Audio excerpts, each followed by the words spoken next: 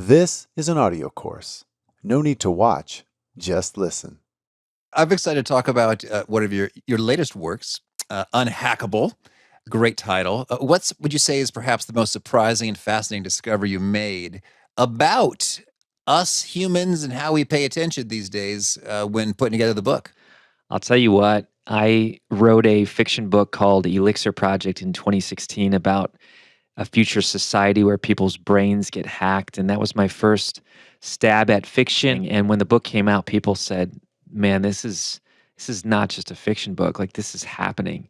And so they kind of said, turn this into a nonfiction book for people in the workforce in business. And so basically, I did a ton of research and found out that a hack is basically when someone or something gains unauthorized access to a system or a computer.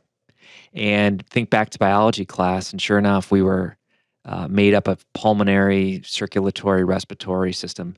So our bodies are like systems, and our brains are like supercomputers. So in a real way, humans are getting hacked anytime we get distracted from our ultimate destiny, our dream. And the distractions are crazy big these days, and I'm sure we'll get into it. It's a pretty fun topic.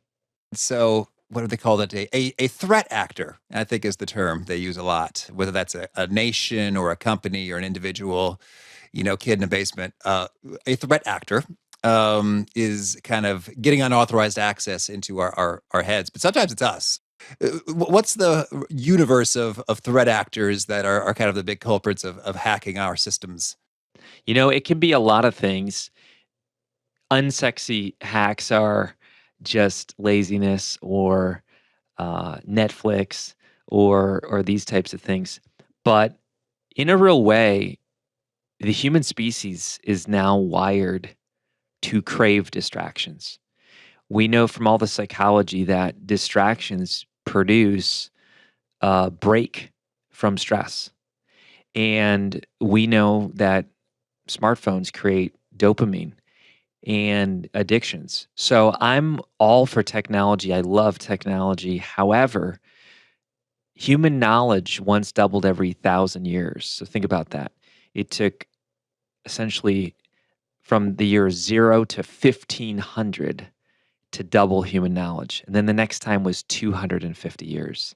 And it kept going and going. And now we live in a world today where every 12 hours, human knowledge is doubling.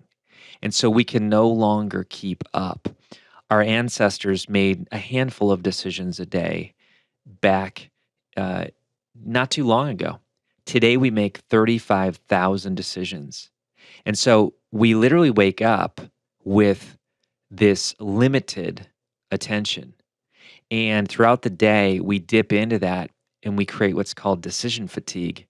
So that at the end of the day, we're saying things like, I'm burnout, I'm running on fumes, I'm on empty.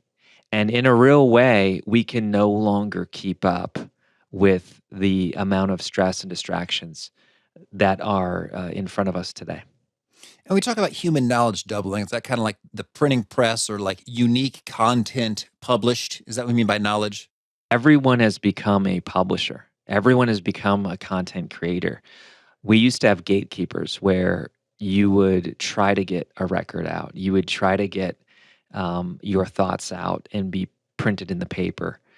We now have YouTube. We all are our own TV station, press release system, newspaper. I mean, we are literally producing mountains and mountains of information, not to mention computing, AI. I mean, you name it. It's just an exponential curve.